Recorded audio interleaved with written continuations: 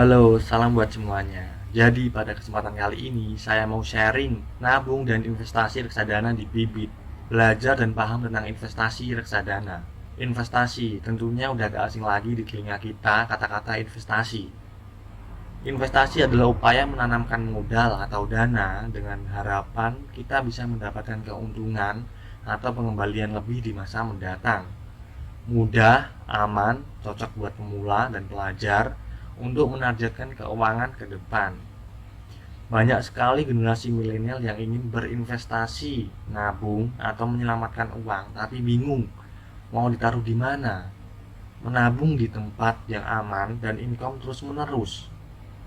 Tapi tentang investasi itu banyak banget yang harus kamu ketahui tentang fundamental, grafik perusahaan tersebut, jam tayang perusahaan, untungnya, utangnya, dan lain-lain.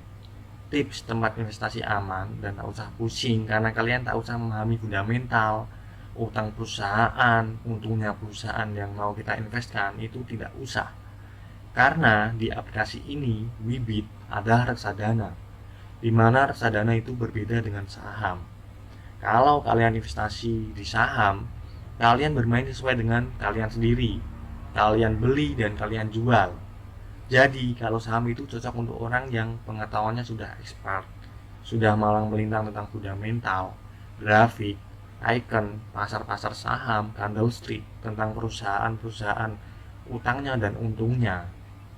Buat kalian yang pemula seperti saya ini, disediakan sebuah cara di mana nanti uang kita dikelola oleh manajer investasi perusahaan. Dan kini aku mau sedikit sharing tentang Bibit. Sudah OJK, aman sekali, pastinya resmi, cocok untuk pemula investasi. Nah, kita masuk ke aplikasi Bibit. Kalau kalian belum punya, kalian bisa download aplikasi Bibit di Google Play Store. Kalau kalian sudah download, intinya satu, kalian daftar. Yang paling penting, kalian harus punya rekening dan KTP.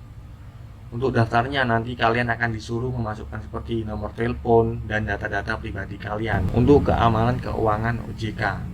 Karena apapun reksadana pasti disuruh daftar seperti itu. Enggak reksadana aja, saham-saham manapun itu pasti disuruh memasukkan data-data pribadi kita. Pasti aman. Di sini kalian bisa menabung investasi mulai dari 10.000 saja. Kalau kalian sudah daftar, kalian masuk ke Bibit. Tayangannya akan seperti ini ya. Penampakan di handphone saya. Bibit, Robo, rekomendasi Robo kamu. Dana pensiun, profil resiko 7,5. Ini adalah profil kamu. Profil resiko 7,5 ini adalah tingkat resiko keuntungan dan kerugian kita. Tapi jangan takut, di sini kalian per bulan atau per tahunnya tingkat keuntungannya adalah 75%. Oke, saya contohkan. Kalian misalkan di dana pensiun, kalau ada pasar uang, obligasi, saham, kalian klik aja. Ini di sini banyak banget. Kalau di sini diklik pasti ada banyak banget nanti pasar-pasar uang di Bibit.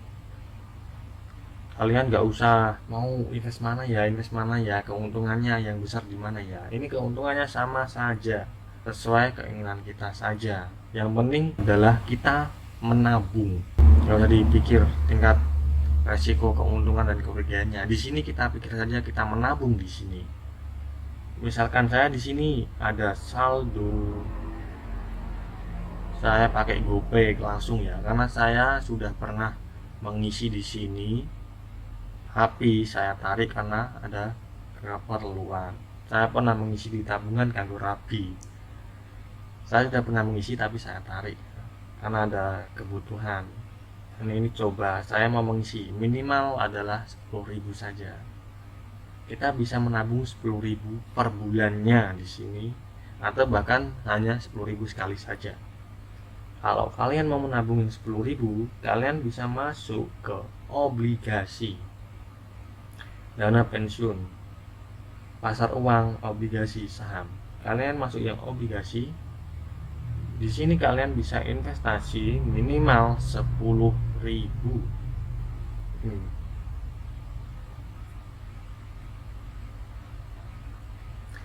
Monolith obligasi unggulan kelas A. Ini adalah aset negara.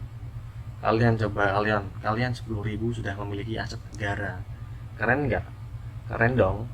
Minimal pembelian 10.000, biaya pembelian gratis, biaya penjualan gratis. Di sini mesin waktu reksadana. Kamu investasi setiap bulan sebesar, bisa kira-kira sendiri ya. Kalau kita menabung 10.000 rutin per bulan, 1 tahun kita mendapatkan 118.340.000. Itu adalah pendapatan kita 1 tahun kalau kita menabung 10.000 per bulannya. Kalau mau keuntungan yang lebih lumayan, kalian bisa masuk ke pasar saham ya. Cuman di sini nggak bisa 10.000 kalau di pasar saham. Minimal adalah 100.000. Minimal pembelian 100.000 kalau di pasar saham. Kalau di pasar uang sama, minimal 100.000. Yang minimal 10.000 adalah obligasi. Dan keuntungan yang lumayan di sini adalah Monolith obligasi negara Indonesia 2 kelas A. Saya mau menabung 10.000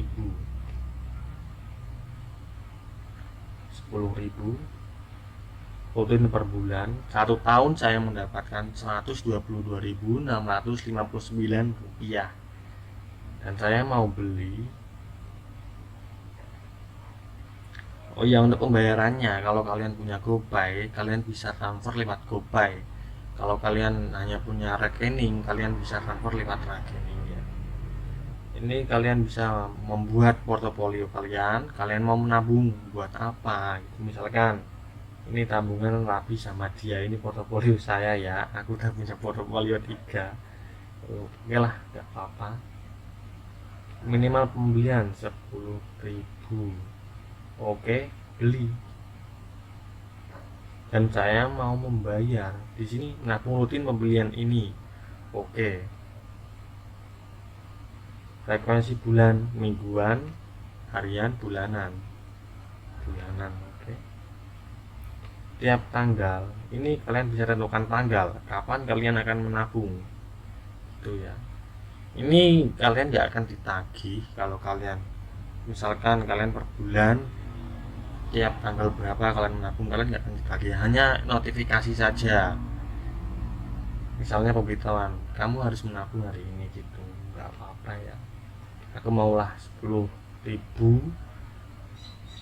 setiap tanggal 10. Oke, bayar sekarang. Kita bayar saja GoPay. Masukkan PIN. Sedang loading. Pembelian reksadana berhasil. Oke, selesai.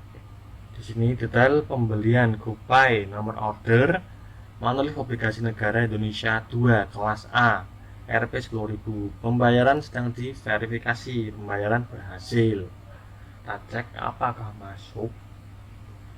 Kalau kalian sudah mengisi, kalian sudah menabung, sudah masuk di Bibit, akan ada portofolio di home kalian. Kalian klik home, ya akan ada nilai portofolio. Itu adalah keuntungannya belum ada karena baru mengisi. Kemungkinan 1 minggu atau 2 minggu ke depan akan ada keuntungan di RP itu dan imbalan hasil berapa persen. Oke, ini adalah sharing saya hari ini. Mudah-mudahan bermanfaat, dan jikalau ada salah kata atau penjelasan yang kurang jelas, mohon maaf dan silakan berkomentar. Terima kasih.